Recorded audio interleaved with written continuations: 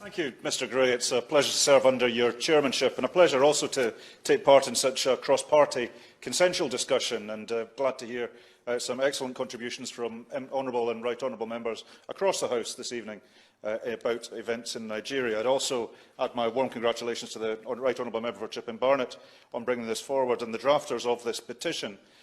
I'd above all else, though, commend the NSARS movement, which I think has done so much to shine a bright light on the corruption and oppressive practices of the regime in Lagos. And I've read the government's response to the petition carefully, and I have some concerns. Nigeria is not a far-off place of which we know nothing. The UK has clear links to this issue and clear links to Nigeria, both historically and going forward. We have influence, and we could use a lot more of it. Now, we do know that the UK did fund, did supply equipment, did train police and paramilitary forces, which we now know have been involved in abuses. At the very least, surely, we need an urgent review of the UK's involvement in those programmes, and I'd be glad of an undertaking from the Minister this evening that such a review is underway. On the Magnitsky sanctions which have been called for, I quote directly from the government's response to the petition: "This sanctions regime will give the UK a powerful new tool to hold to account those involved in serious human rights violations or abuses." I've yet to hear any member of this House speak against the Magnitsky regime. We all support it. But it's only a tool if it's used. Now, I appreciate that speculation is unhelpful, but we do need some announcements, surely. I'm glad that the Minister for Africa, in his discussion with the Governor of Lagos on the 11th of November, called for an investigation into the specific instances we've heard of. Could we have an update on how that investigation is going, and an undertaking that there will be consequences to the findings of that investigation, and if it's been insufficient, that there should be an independent review? More generally, we need to look more in the round at whether the UK's actions help or hinder the aims of the NSARS protests. Between 2015 and 2020, the UK licensed arms exports and riot control equipment to the tune of £43 million. So, at the very least, we should, pending a review of our actions and effect of the UK's foreign policy and trade policy within Nigeria, surely suspend arms exports to the country. Mr Gray, the NSARS regime, the NSARS movement, could be a new Arab Spring for Nigeria. Given all the demographic, economic forces in play, all that enthusiasm is there. We must learn from history and not let the NSARS movement down the way we did the Arab Spring. For that would be a tragedy, and that would bring culpability upon us even more than we have. It's not just enough to express solidarity while aiding and abetting and arming and funding the oppressors. And the UK has a case to answer here. We need to look back into the consequences of our action and make sure that we do all we can to ensure accountability on the ground. I do look forward to the Minister's comments this evening. Stephen Doughty. Well, thank you to Nigeria and the sanctions regime. Kate Osama. Thank you, Mr Gray. It's a pleasure to serve under your chairmanship, and I thank the honourable member for Chipping and Barnett for her passionate opening for this debate. I would also like to thank Silas Oja for creating this petition, which now has more than 220,000 signatures, including almost 2,000 of my own constituents in Edmonton who signed the petition we are debating today. And I'm sure that I'm not the only member to have been inundated with messages from constituents in recent months, urging them to do whatever they can to lend their voice to the NSARS protests.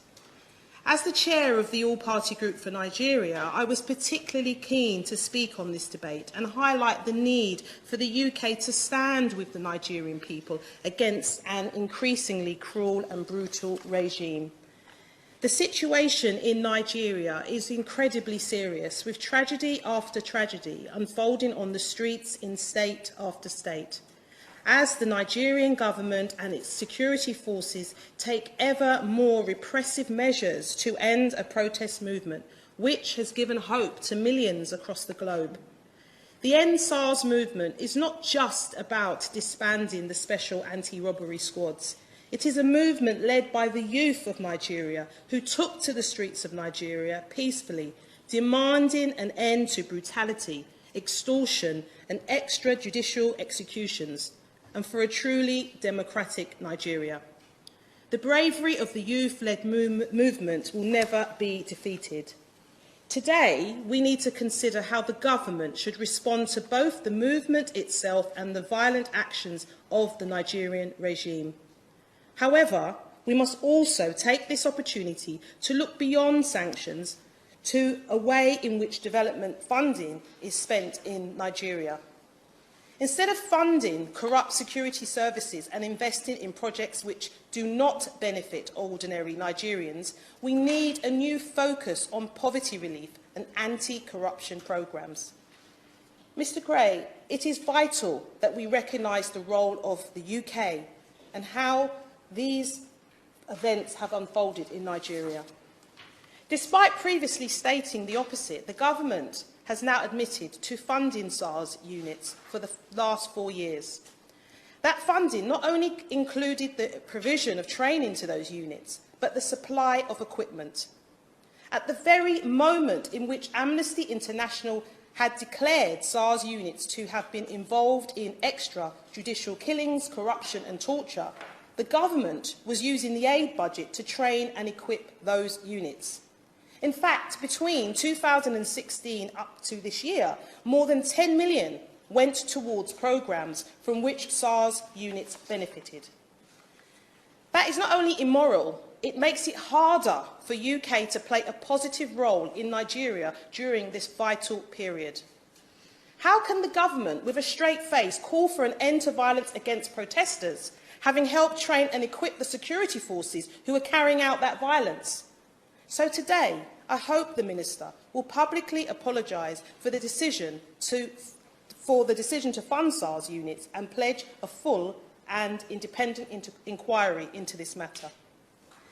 Mr Gray, the 20th of October 2020 will be remembered as the Lekki Tollgate massacre, the day a deliberate and coldly calculated attack on peaceful Nigerian civilians was carried out by the Nigerian army. The Nigerian government has since taken part in an attempted cover-up of this massacre. Security forces in Nigeria make muted responses to the murder of protesters. While governments across the world have called on the Nigerian government and the security forces to stop killing protesters, the UK government has hedged its bets, issuing only weak and timid statements. It is therefore a gift to the Nigerian government when our government fails to explicitly condemn the Nigerian regime for killing its own citizens. So will the Minister today finally condemn the Nigerian regime for its part in the Tollgate massacre and the continued killing of peaceful protesters in Nigeria? Mr Gray, the Nigerian government says that it has disbanded SARS, but the corruption and brutality of the security forces continues. The Nigerian government's violence against its own citizens appears only to be intensifying. The Nigerian government needs to stop freezing bank accounts of key protesters. It needs to stop illegal detentions of key protesters. I want to turn, Mr Gray, to the UK's own role in relation to SARS, and we've heard this from a number of members in the debate so far. Despite initially denying it, the Minister for Africa has admitted that through the Conflict Stabilisation and Security Fund in Nigeria, SARS members were trained as part of the Nigeria policing programme, and that the UK government has been involved in training of members of SARS, despite that happening during a time when there were ongoing public, well-known allegations of extrajudicial executions, extortion, torture and rape by this unit. And I'm sorry to say, Mr Gray, but this is while shocking, it is unfortunately not an entirely unexpected revelation to me. And it's also not surprising, and I have the review of the programme here, Mr Gray, that this was a programme led by the Foreign Office rather than DFID. Of course, UK support for security and justice reform in countries around the world can have positive impacts. But what's absolutely clear to me is that in a growing number of cases, it is not clear what impact we are having, or whether in the worst cases we are actually supporting agencies who have a role in committing atrocities or human rights violations. This is just one example whether it's this example or the ongoing supplying of arms to the Saudi Arabian government for use in the Yemen crisis, or the training of the Special Investigations Unit in Bahrain, which has also been complicit in the torture of prisoners, and of course they use the death penalty. The government is having to repeatedly have to come and justify its involvement with organisations and institutions that appear to breach our very own standards, let alone international law and human rights. So can the Minister tell me whether she has considered suspending support and training for such programmes for Nigerian security, military and justice institutions until she is absolutely satisfied that they are not supporting individuals and organisations who have been implicated in these atrocities? And will the government commit to a review of the effectiveness of OSJA projects? I was extraordinary to reading the summary, Mr Gray, to find that the programme was listed as scoring an A and an A in 2018-19, and that the risk was only medium. This does sound to me to be completely, out of kilter with the facts that we have heard today and that we've been hearing for many, many years. And of course, looking beyond Nigeria, given the deeply concerning news that we're hearing coming out from locations across Africa in recent weeks, what measures is the government taking to protect human rights across the continent and to tackle those responsible, whether those responsible for atrocities in Ethiopia or those who are involved in suppressing the democratic process in Tanzania and Uganda? We cannot have impunity for those taking out atrocities or war crimes, whatever their role or status, whether that's official, unofficial, official government sources, official military sources, or irregular forces who are acting on behalf of different groups, whether those are central governments, regional governments, rebel groups. It doesn't matter who they are. We cannot have impunity for those people who are carrying these out. And it appears to me a double irony, Mr Gray, that we are seeing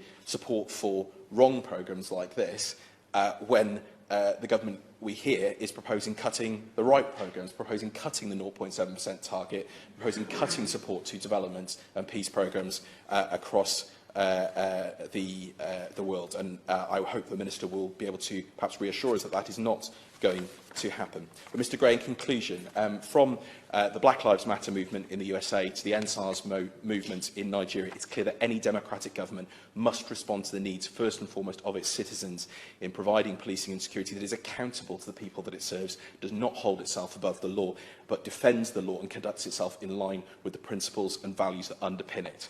We stand on the side of all of those in Nigeria who are calling for peace, for democracy and for the rule of law to be upheld. Killings must end, democracy and the rule of law must prevail, and the UK should be a partner to all Nigerians seeking peace, justice and development. Wendy Morton. Thank you, Mr Gray, and it's a pleasure to take part in this debate this afternoon under your excellent guidance and chairmanship, so thank you. Let me start by saying that I'm very grateful to my honourable friend, the member for Chipping Barnet, for securing this debate, and actually to all the members who have contributed today. We've heard from the member for Tonbridge and Marling, from Edmonton, Lewisham East, West Ham and others, and for all the contributions that you have made. I will endeavour to answer as many of your questions as I possibly can. I can't say within the time allowed because we're doing quite well on the time at the moment, I think, Mr Gray, but I know you will keep me in good order and not let me get carried away here. But this is an important debate, and the Minister for Africa has asked me to offer his apologies to those of you here in the House, and as he is away on ministerial business and he's therefore not able to attend. But I do know he has a very close interest in this topic, and I feel sure that he will be following this debate with great attention, as we would expect of the Minister for Africa. So I will therefore respond on behalf of the government in his place. We are grateful to the nearly 220,000 members of the public who signed the petition and enabled this debate to take place. There is, quite rightly, significant public concern about the recent protests in Nigeria, especially the issue of police brutality. I also acknowledge the strong feeling about this issue in this place, and I am thankful for the contributions from all colleagues today. And as I said, I will try to respond to all of the points raised. But first, let me set out the government's position on the protests and on police reform, and then I will address the topic of sanctions. I would like to assure the House that the Government is following developments in Nigeria since the protests very closely. We are deeply concerned by violence during the protests, which tragically claimed lives. And I'm sure honourable members here today will join me in passing on our condolences to the families of those affected. The UK supports the right to peaceful protest. We condemn violence by any party and, in doing so, make an important distinction between the rioting and looting that took place and the original peaceful protest movement. We have raised the protests and the response to them at the highest levels within the Nigerian government.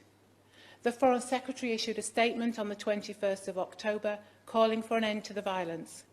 He called for the Nigerian government to urgently investigate reports of brutality by its security forces and to hold those responsible to account. The Minister for Africa spoke to Foreign Minister Onyema on the 23rd of October to reiterate his tweets that recognised the Nigerian people's democratic and peaceful calls for reform and encouraged the Nigerian authorities to restore peace and to address concerns over brutality towards civilians. The British High Commissioner in Abuja continues to raise the protests with senior representatives of the Nigerian government, including our concerns about intimidation of civil society groups and peaceful activists. We welcome President Buhari's decision to disband the Federal Special Anti-Robbery Squad, the police unit at the centre of recent protests.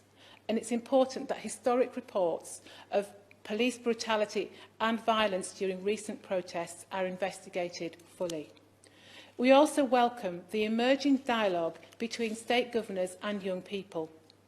In a country where more than 50% of the population is under 25, this conversation is so important in understanding the concerns of the next generation. And we also welcome the President's request for his Cabinet Ministers to do the same in their home areas.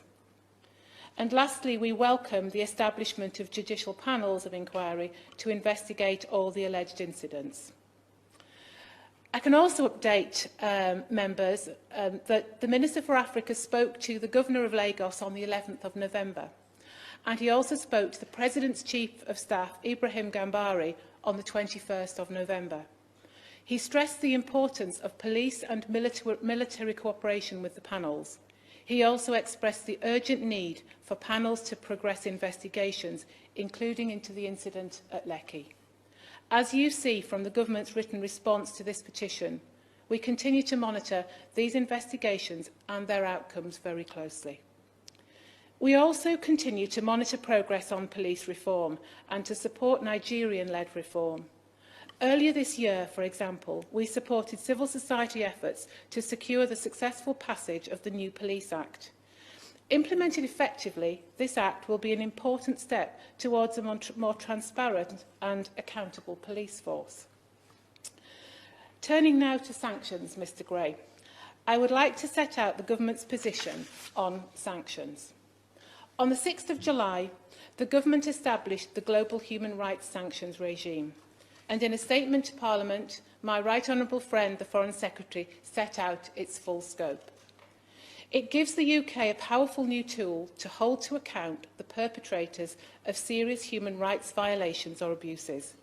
It's a long-standing practice not to speculate on future sanctions designations, as to do so could reduce the impact of the designations. The sanctions regime complements our ongoing human rights activities around the world and demonstrates that this country's commitment to be a force for good. And we will continue to keep all evidence and potential listings under very close review. Before I come to my rounding off my conclusions, Mr Gray, though, I want to try and touch on a few more of the points that have been raised by honourable members today. Yes, of course. Can I say I'm very grateful to the Honourable Lady for being here this afternoon, and given that the Minister wasn't able, because of foreign travel, to be with us today. All of us have asked for sanctions. I think it would be courteous to the